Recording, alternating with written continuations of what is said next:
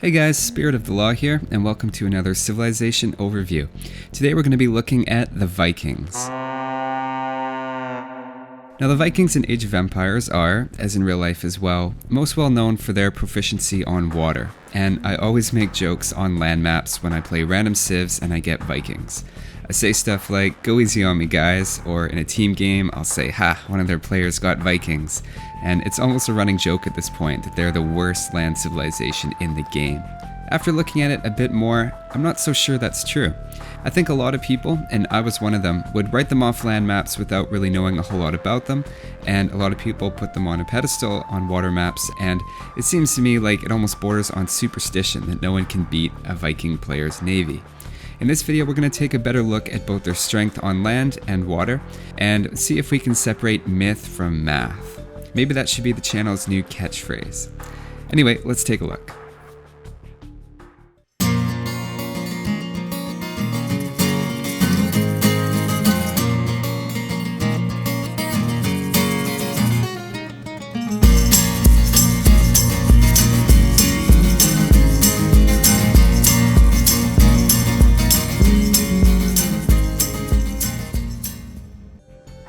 Vikings are defined as an infantry and naval civilization, and we're going to take a look at some of their bonuses. Their team bonus in AoC and in HD is that docks cost minus 25%, which makes them 113 wood. In the Forgotten Empires expansion, that's changed to minus 15%, which makes them 128 wood, whereas everyone else pays 150. I feel like there's two camps here. There's the pro players who galley rush and say, "Wow, that's an amazing bonus. I can get an extra galley out with that wood savings and win the game." Small advantages do turn into big ones with all other factors being equal. But there's also a bunch of non-pro players who say, "Yeah, that's not really a big deal. I usually just make a couple of docks in the Imperial Age for queuing up 15 cannon galleons." Its utility is probably way higher for pro players than new players, is all I'm trying to say. However, it is nice that it affects the whole team, so even being on the same team as a Viking player gives everybody an early naval boost.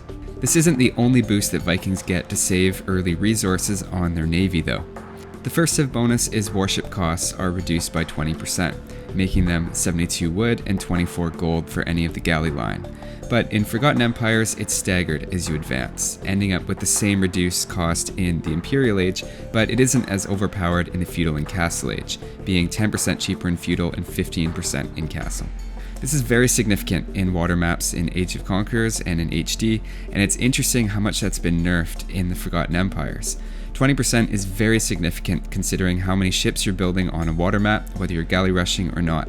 And the fact that this is compounding with the cheaper docks means that in order to make 2 docks and 10 galleys in Feudal Age as Vikings, you're looking at 946 wood and 240 gold in HD compared to the 1200 wood and 300 gold that everybody else is paying.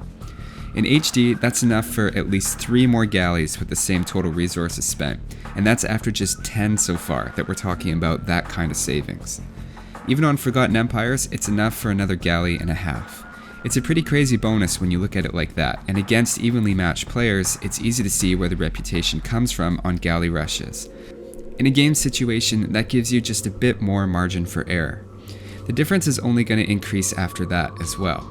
Now that being said, in those first 2 docks and 10 galleys, you're saving about 300 resources in HD and 160 in Forgotten Empires, which some people suggest is comparable to the Huns not needing houses, although the math doesn't really make sense for me on that one, even if we start talking about saved building time going into account. You could also compare it to the Japanese, who easily have saved 200 wood at that point from cheaper mills and camps, and the Aztecs have a nice eco bonus from carrying more that's a bit trickier to quantify. I'm not saying that the Viking bonus is bad at all, especially in the pre-expansion Age of Empires, but one thing about it is that it's very focused on getting out more ships with the same resources, whereas some other civilizations have resource savings early in the game, but which could be seen as more flexible because they aren't restricted to one particular strategy or unit choice. By the time you've made 4 docks and 30 galleys though, we're on the scale of 2,612 wood, 720 gold, versus 3,300 wood, 900 gold. So if there's a prolonged water war, you have to believe the Vikings have a big leg up. Now let's take a look at what the Vikings have for land bonuses. The infantry get 10% extra health in Feudal, plus 15% in Castle, and plus 20 in Imperial. We'll talk about their infantry overall when I give out my grades, but I want to look at their pike line here for a second.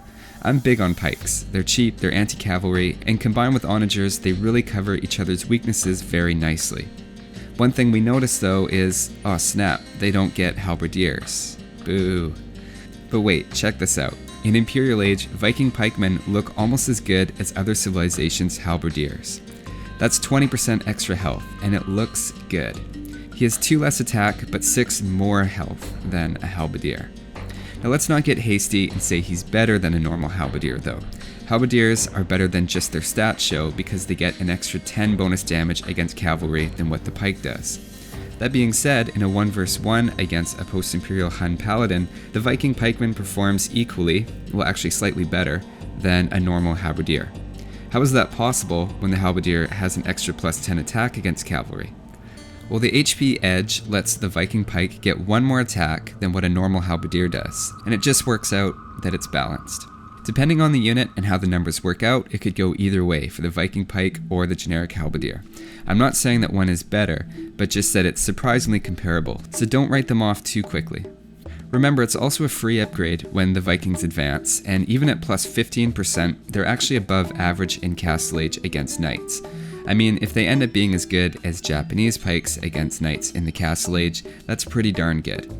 Just to settle it though, the Japanese pike wins 1-on-1 in the Castle Age. Their champions are pretty solid as well.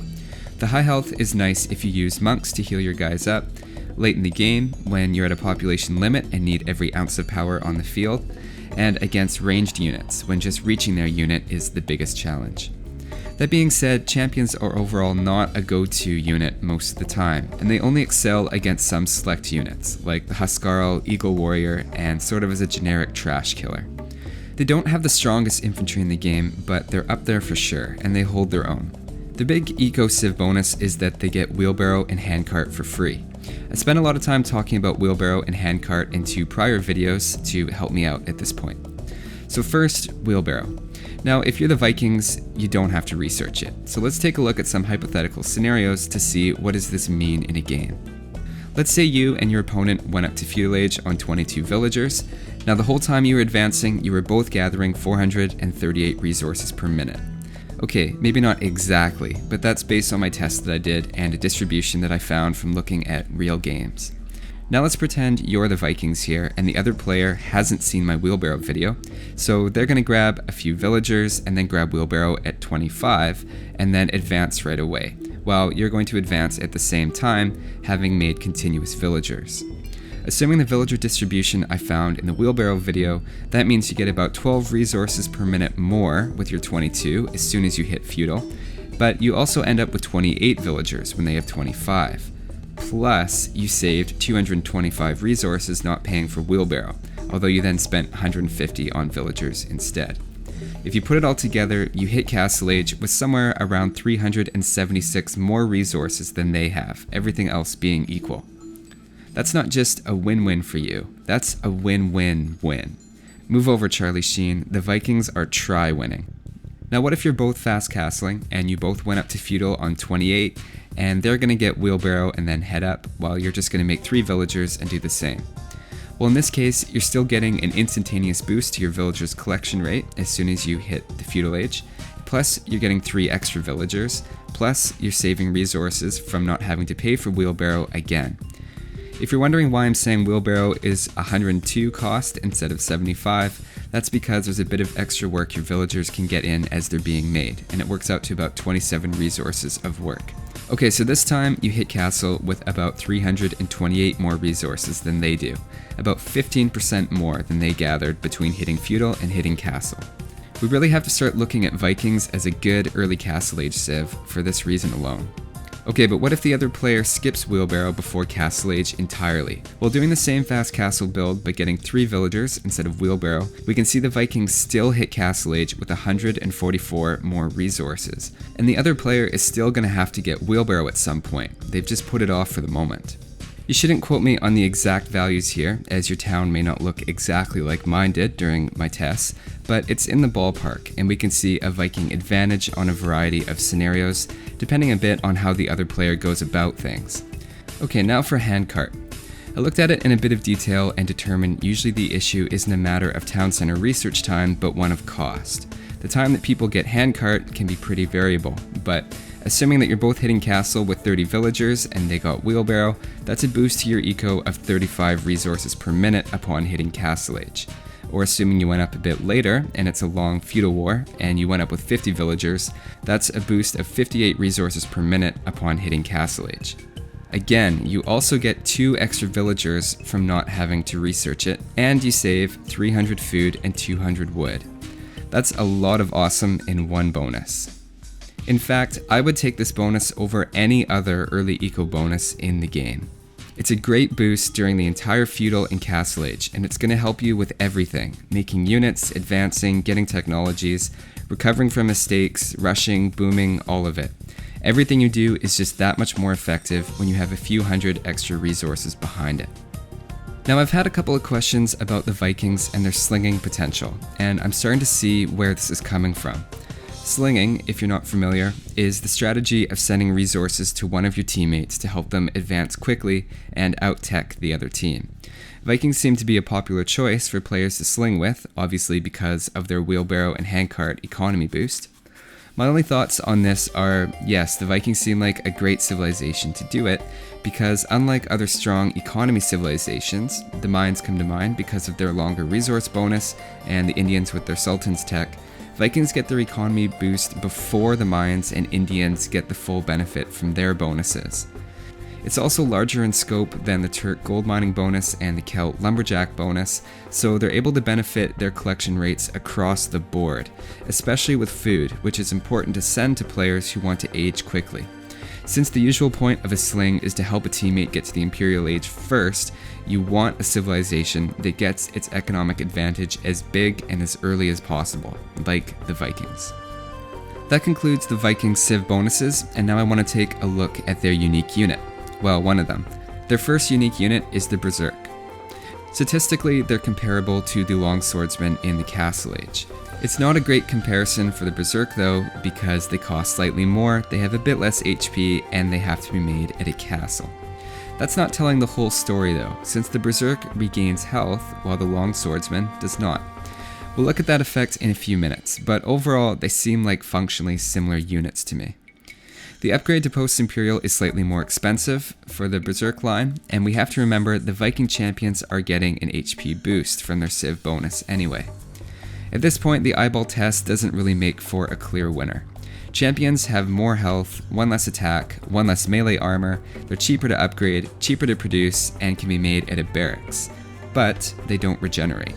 Perhaps, surprisingly enough, the Berserker kills the Viking champion with 19 HP left.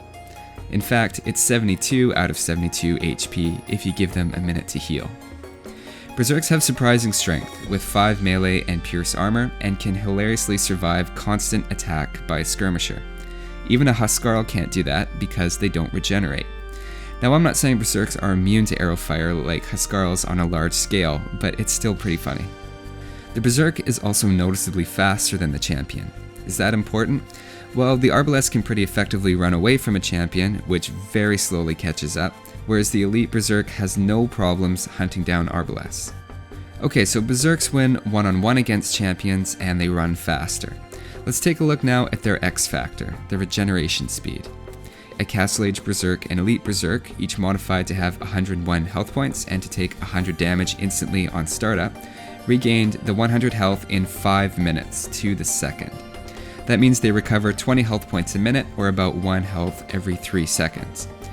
I verified this wasn't having to do with a certain percentage of their health, and it's true, it's just a straight 3 seconds for each health point regenerated, regardless of where they're at on the health bar and how much their max health points are.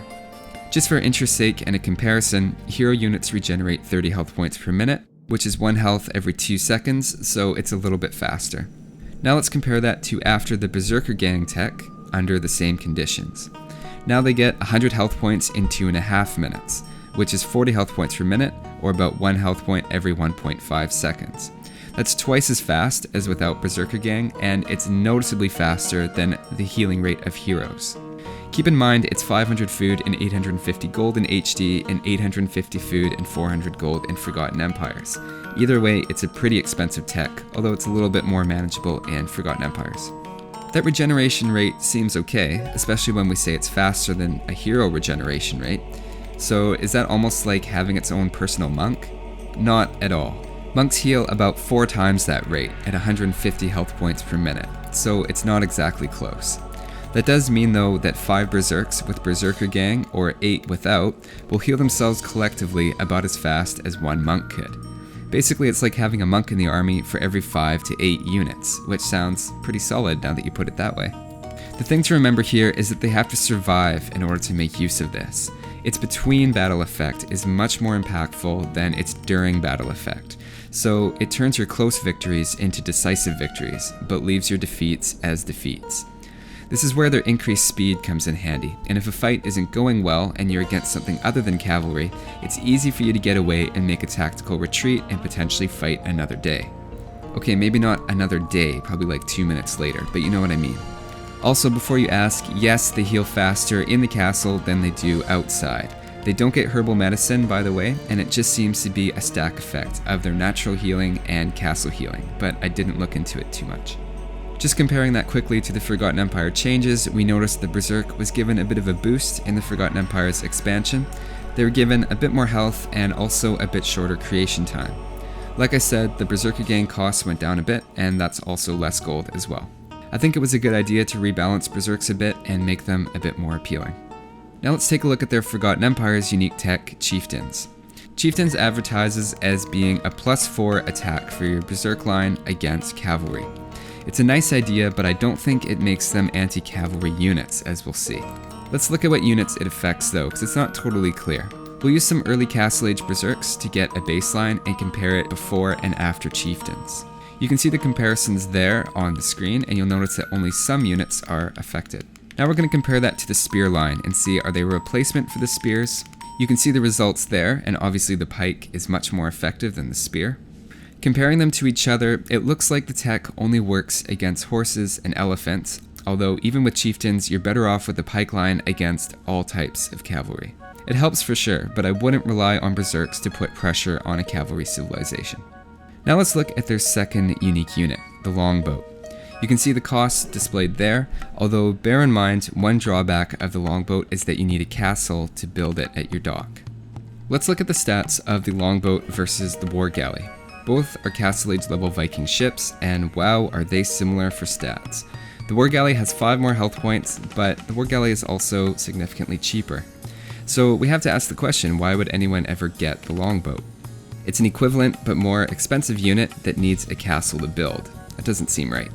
Well, versus the War Galley 10 on 10, and with all the Castle Age techs, the Longboat wins. That's a little strange. Wasn't the War Galley a little bit better with 5 more HP? Well, if we look at a one-on-one battle, the Longboat is doing 17 damage against the War Galley when it only has 12 attack. And the War Galley is doing 14 damage to the Longboat when it only advertises as 12 attack. That's kind of confusing, and all I can offer here is there's some attack bonus versus ships happening here, or at least the Longboat's multiple arrows are doing more damage than its advertised attack. Whatever's going on, looking at the stats directly isn't telling the whole story. Longboats beat War Galleys by a fair margin, even if they appear to be weaker at a glance. There's some hidden bonus shenanigans going on here. Now the question is, are the Longboats cost effective?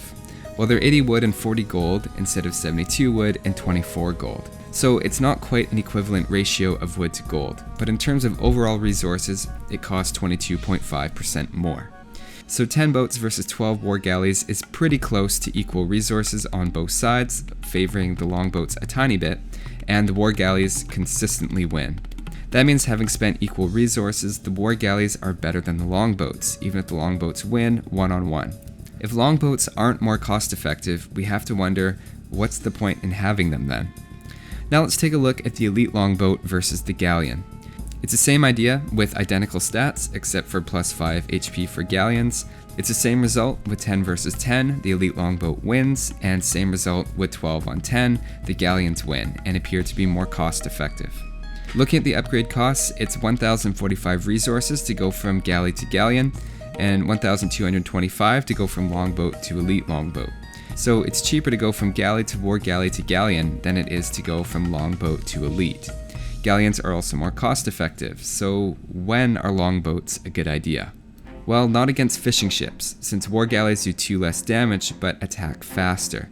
They end up killing the fishing ship faster overall. They're also about as easy to avoid with micro before ballistics, maybe a little bit harder because of the arrow spread of the Viking longboat.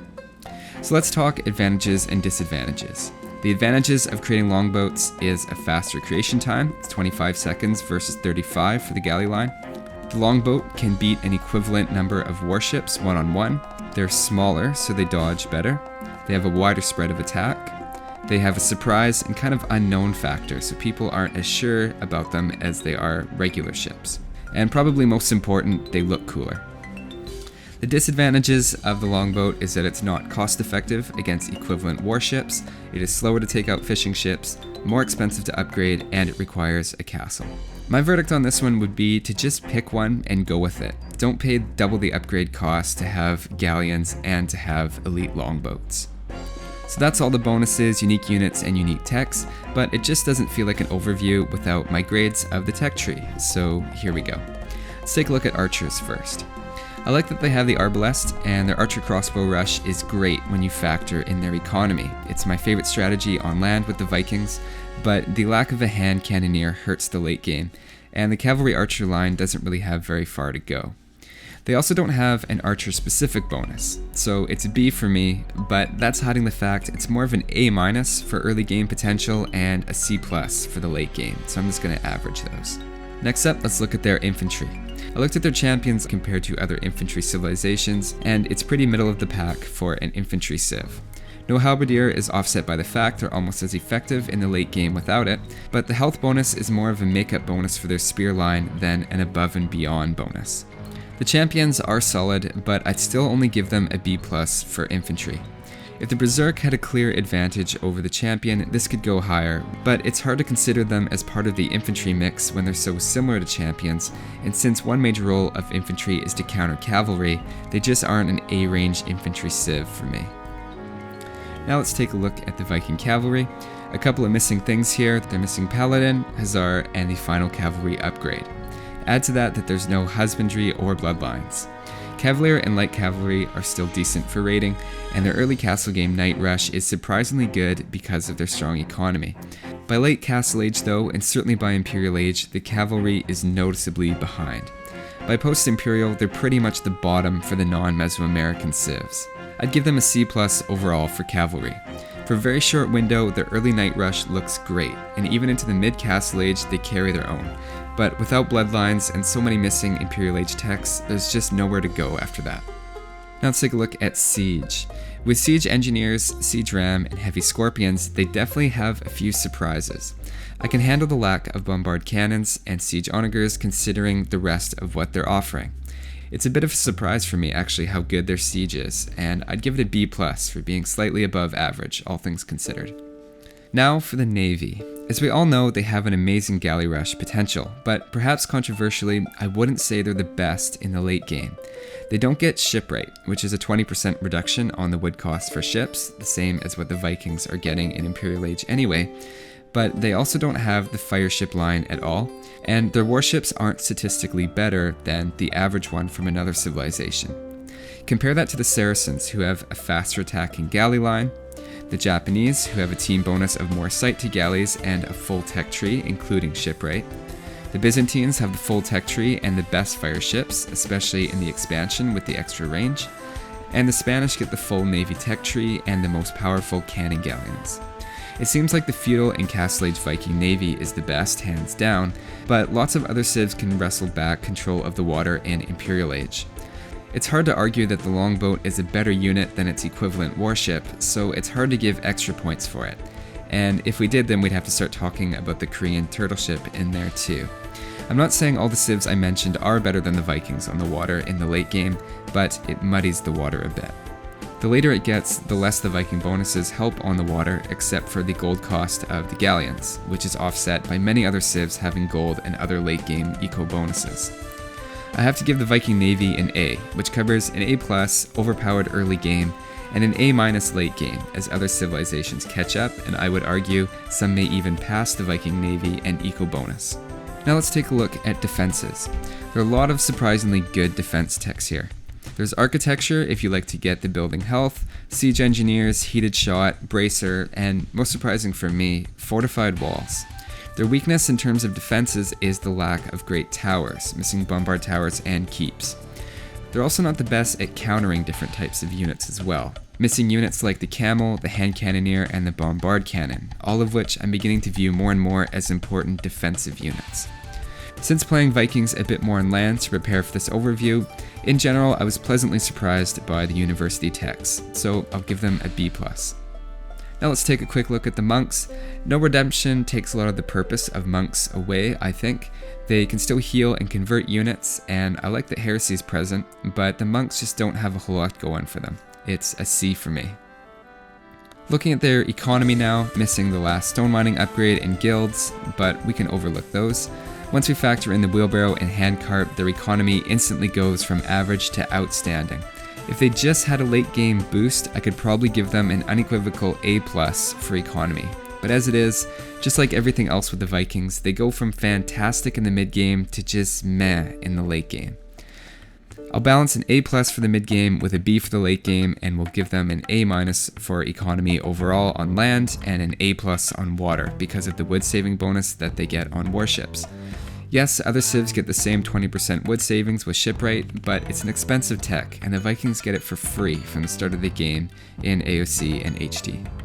Just to give you some last thoughts on common strategies and some good maps for them, obviously you all know when you came here that they're a go-to on water maps, so islands, archipelago, and as well as maps with a decent amount of fishing, like coastal, Baltic, and maybe you could say nomad. They're going to work best on team games, I'd say, with powerful land civilizations that can take over in the late game, like a Persian ally or Mongols or Koreans, that sort of thing. Ideally civilizations that don't rely on infantry either, so the Viking player can contribute champions or berserks to the overall mix on the field in Imperial. The reputation on the water is also going to help in some different ways, and I've taken out a whole team's fishing ships with just a few longboats on Nomad and had them not even try to respond, I think in part because no one wants to get into a naval fight with Vikings. Those reputations can really work to your advantage sometimes. Again, their drawback is they're not great late game on land. They just don't have a lot of power. They have okay siege, but no gunpowder, weak cavalry, their unique unit isn't very strong, and their trash isn't great. It's not impossible to win, of course, but you're gonna have to work a bit harder. Ultimately, you're racing the clock to do as much as you can with your economic advantage while it lasts. So I hope you found this video useful, or at least interesting. In the next video, I think I'll compare Saracen and Indian camels to see, once and for all, which is better. I also want to take a look at the lumber camp video again, maybe do a part 2. So stay tuned for those, and thanks for watching guys, I will see you next time.